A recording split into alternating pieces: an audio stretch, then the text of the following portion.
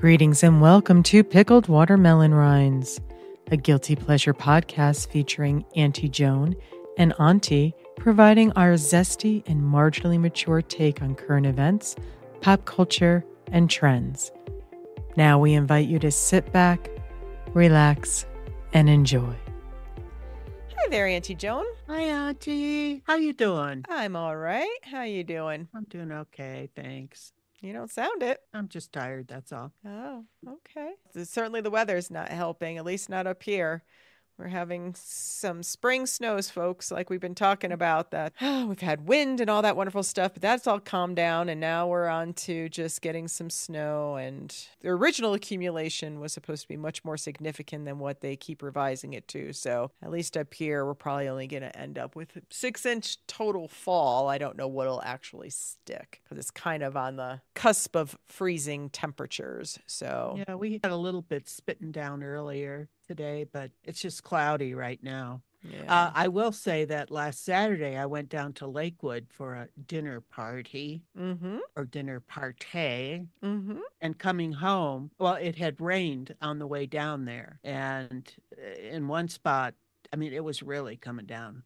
And lightning too. I saw there was lightning coming out. I think I turned around and driving back home at about 7 p.m. and it was raining. You know, it's hard to see the lines, the lane lines, you know, the white when it's raining and it's coming down and it's reflecting off the black roads. And so anyway, I was on 470 highway. And that was kind of a little nerve-wracking. But then I get off and going from Golden, going up north towards Boulder, and holy smokes, did I run into the snowstorm coming in. Fortunate enough to be behind a car the whole way up, but I felt so sorry for that person. When there was a car coming from the other direction and their lights were shining, it helped visibility because the white of the snow didn't stand out so much.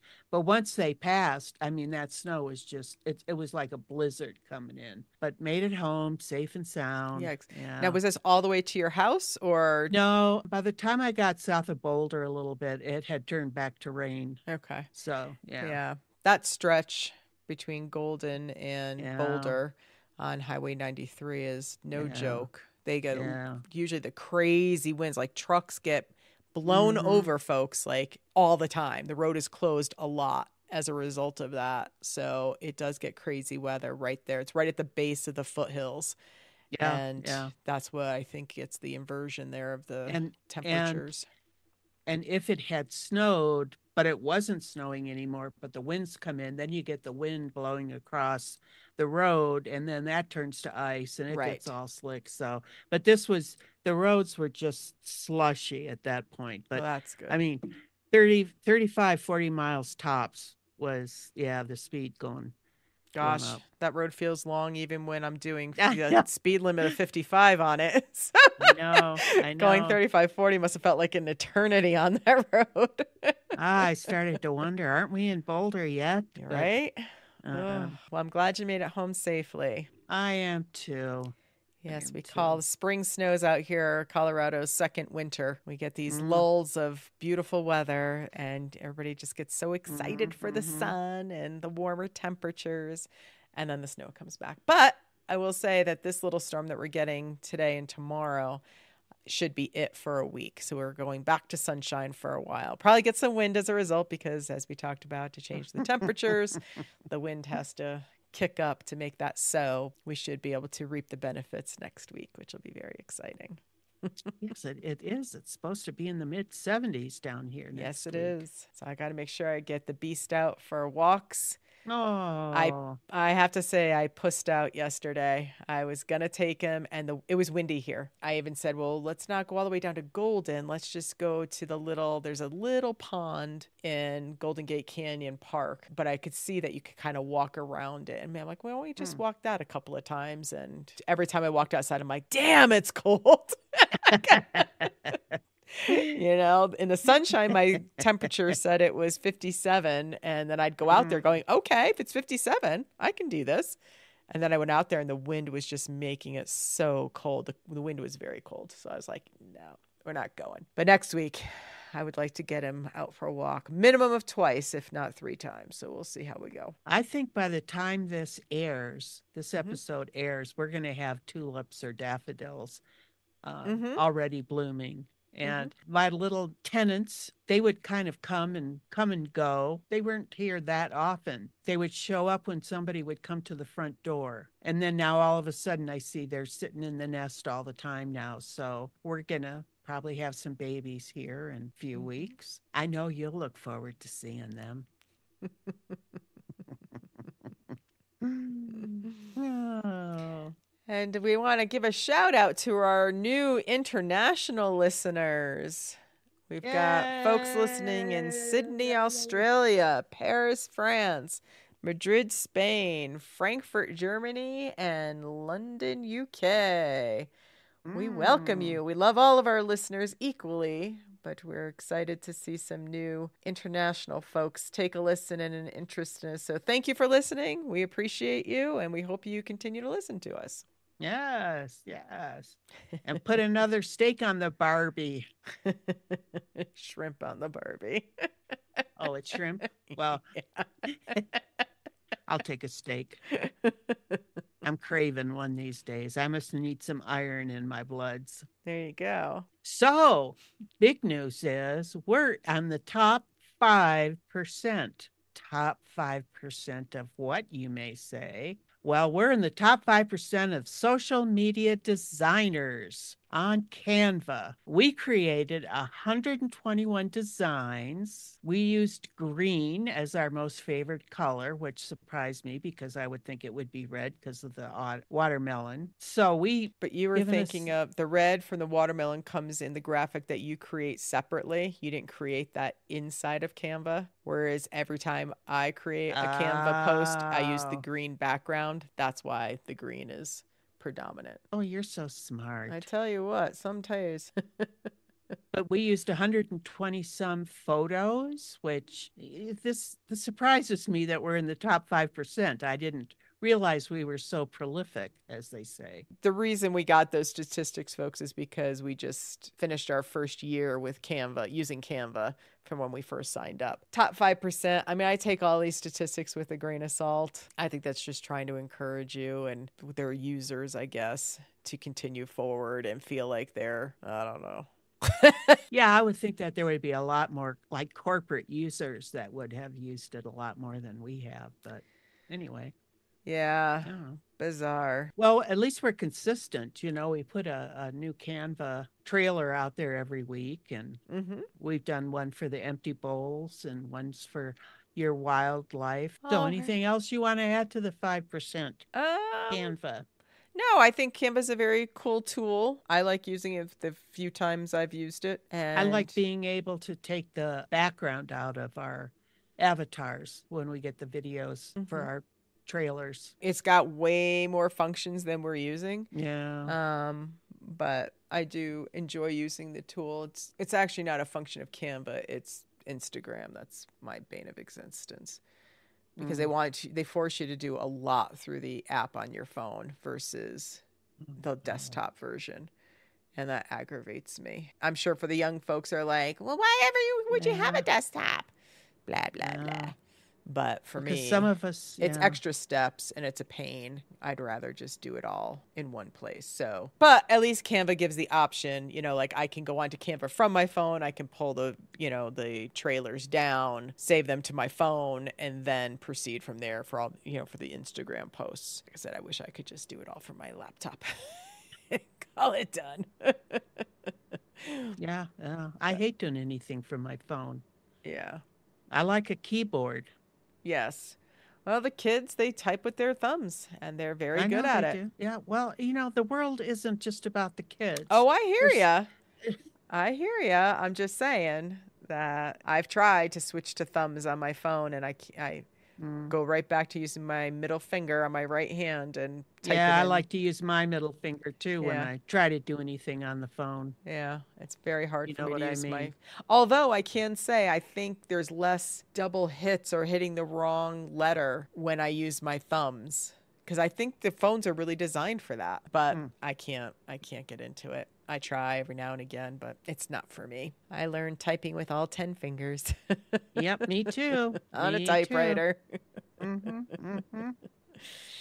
And me before they had autocorrect, being able to back up and retype something to Well, you had correct your whiteout, mistakes. Oh my gosh, yeah. so you could back up and do that. Once, maybe twice. Yeah, on the same thing. Yeah. Sometimes I know there were a couple times it got so thick I had to flick it away and start over again with the whiteout. Yeah. And we had to And always hit return to, like, when you type in a computer now, you just keep typing and it automatically oh goes to the yeah. next line and all that. If you did that on a typewriter, you'd make a mess.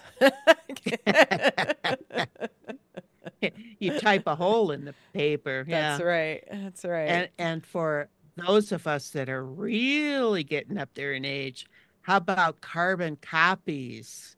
Yep. I And remember those. boy, oh boy, how did we survive? How Right? did we survive? Yeah. You youngsters have it made, don't you know? And now we're going to move on to our segment that we told you was coming back in season 2. And here we are. It is time for Auntie Joan's Fun Facts. Auntie Joan's fun facts. I don't know if this is going to apply to too many people, but I found it very interesting because I have blue eyes. What color are your eyes, Auntie? Green. Okay. All right. So that makes some sense. Okay. Did you know, peoples out there, all blue-eyed people are related? Incestuous. Yep. A single genetic mutation in one individual occurred between 6,000 and 10,000 years ago, according to researchers who published their findings in the Journal of Human Genetics. So before that, everybody had brown eyes and they were all related, but this one before, not that they were all related, but they all shared brown eyes. And then once this mutation happened, those of us with the mutation are all related. The brown eyes, the color of the eyes is dependent on the melanin, and the OCA2 gene, which is the one that mutated, regulates melanin production. So that's all tied in. How much melanin you have is to what color eyes you have. According to the American Academy of Ophthalmology, about 27% of Americans have blue eyes. 45% have brown eyes. Across the world, 8 to 10% of people have blue eyes, which is still second place to people with brown eyes. It's not the rarest color. The rarest colors go into the green and gray eyes colors. Blue-eyed people have a higher risk of melanoma, and that again is based on the less melanin, which protects against ultraviolet light. And this is the source for that is Dr. Gregory Papadez, a Denver-based dermatologist and the past president of the Colorado Dermatologic Society. And blue-eyed people also have a higher risk of uveal eye melanoma, a rare cancer that affects about 5 in every million individuals. And folks, we happen to know one, don't we? Sure do. That's me. So I think the green eyes, you also have the less melanin. So you would fall into that, having a higher risk of the melanoma. And blue eyes aren't really blue. The color of your iris doesn't reflect the color of the pigment. It's actually an interplay between the amount of melanin and how it reflects light. Blue eyes and lighter colors that indicate less melanin absorb less light. So whatever light does get through your pupil, it's scattered by collagen fibers, which makes the eyes look blue. Collagen fibers help maintain the structure of the eye. Blue-eyed people may feel less pain. Now, I've always thought I had kind of a higher tolerance for pain, although lately I'm not so sure. What? I said same. Yeah, you too? Yeah, research. Okay, they came to this deduction. The Journal of Pain did a study where they took women undergoing labor and categorized them according to eye color. Those with brown or hazel eyes had more anxiety, greater trouble sleeping, and more pain than their light-eyed counterparts. How we perceive pain is also related to other traits such as age, gender, and hair color. And, and when I read that, I thought of this cartoon, or it was reels or TikToks of a woman going through labor and her husband being there saying, well, now maybe you can understand what it was like when I had the cold that time. Okay. Blue-eyed people may be more competitive, which kind of blew my mind to read this because I don't consider myself really competitive, although I do hate to lose. So maybe that's why I'm not competitive. Researchers looked at whether eye color and certain personality features were linked, and found that people of Northern European descent with lighter eyes were less agreeable, which is just another way of saying competitive. Those with blue eyes are the authors of this study, which was published in Current Psychology, pointed to light-eyed individuals, including those with blue eyes, as being more egocentric and skeptical. Did you say ecocentric or egocentric? Egocentric. Maybe I said eco, but it's egocentric. Ego. EGO. Yeah. Got it. Okay. Yeah.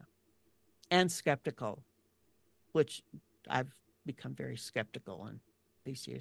People with darker eyes, by contrast, are viewed as more sympathetic and altruistic. Blue-eyed males may have female-shaped faces. People with blue eyes are linked with features typically associated with the female face, such as smaller and sharper chins, narrower mouths, smaller noses, and wide-set eyes. Not in my family.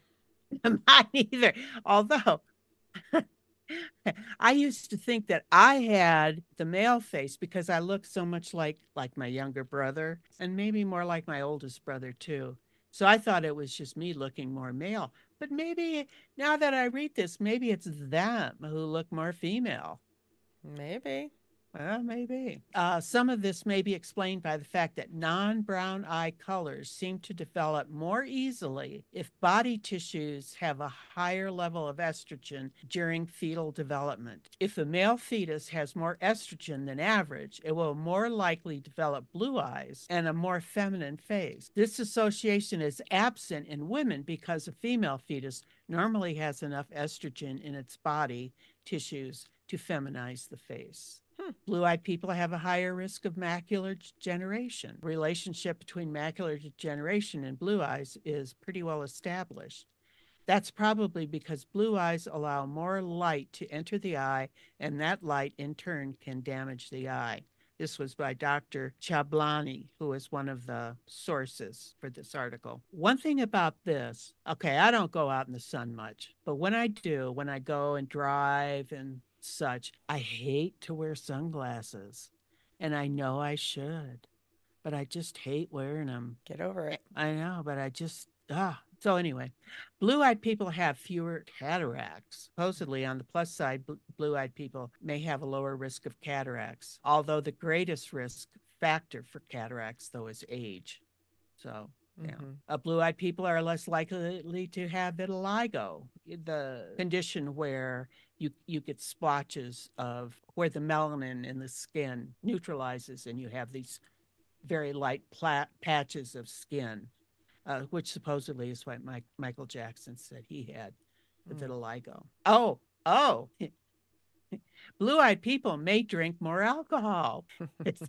Blue-eyed people not only drink more alcohol, but may be more likely to be alcohol dependent.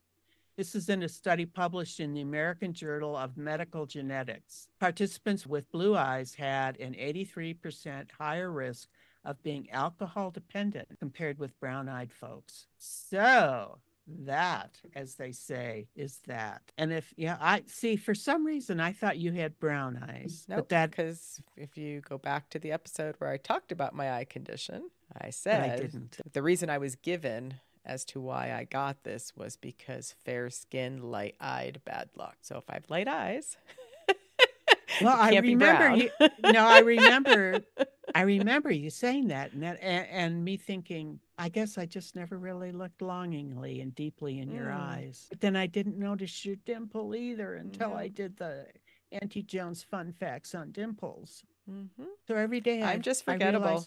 You're not the first person. No, seriously. Very, very serious. Happened a lot in Netherlands. People I met so many times and talked to and all that. And I'd see them the next time. They had no idea who I was. Not even like zero recall. Not even, God, I know we talked, but what was your name again? Like names, okay. But how do you have a complete block that you've never seen me before? And it just happened when I went to that co-op membership meeting here. Somebody I worked with at the farmer's market for a half a day and have seen multiple times at the co-op. Also saw her at the rec center once. I've seen her more than once, but we actually had a bit of an exchange once at the rec center. And at that membership meeting, she had no idea who I was. Zero. And I'm just like, I don't know what it is. I don't get it. I'm not a wallflower, folks. No, you're not. Not my personality. I do not get it. I don't understand it. It's happened so many times in my adult life. I don't know. I don't get it at all either. I don't get it. But, you've known me for a very long time now. You don't know I have green eyes. You don't know I have a dimple. I take responsibility for that. Oh, for sure. You should, because I haven't changed. Oh, excuse me. Well, you should. Excuse me. I mean, I'm not doing anything different. So, yeah, you should take responsibility for that. And just like those people who have no idea who I was, even though we spent time together, take responsibility for it. Because like I said, I haven't changed. It's not like I'm changing my hair color every other day. Nope. And it's just, I don't know what it is. I don't either. It happens all the time. All the time. I find you unforgettable. Well, not completely. Well, I mean, but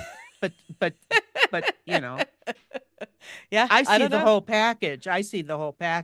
Including the personality and everything else. So I don't know. I don't know. Yeah. I don't know. It's the strangest thing. I don't get it, but it happens more than you would think. Certainly. Wow. I'm sorry to hear that. Oh, and you know what? Can I just make a correction to last week's story or talk I did about Point Beer? Sure. I said that it was #1 rated in the world, and I did a deep dive, and I wanted to ensure our listening audience that we do check our facts. And as it turns out, in 1973, there was a Chicago journalist, I think he was columnist in the Chicago Tribune, Mike Royko, and he made a comment about American beer tasting like it came out of a horse pee. So somehow that caused him to have contest. And he invited people to send their beers. And it was a German beer that ranked #1 in the world. Point beer and an English beer ranked #2. So there you have it. In the world. In the world, yes. The Point beer was #1 in the country, in America, but #2 in the world. Tied with this British beer. Gotcha. Whatever. Yeah, it'd be hard-pressed to beat the Germans. Yeah. That's some good stuff. But I just wanted to clarify that. Well, good. Thanks for the clarification. You're welcome. All right, Auntie Joan, anything else for our listener today? No, I'm done. All right. Well, that wraps it for yet another wonderful Pickled Watermelon Rinds episode. This is Auntie signing off. And Auntie Joan saying bye-bye now. We thank you for listening. And remember, when life eats away at your core, make pickled watermelon rinds.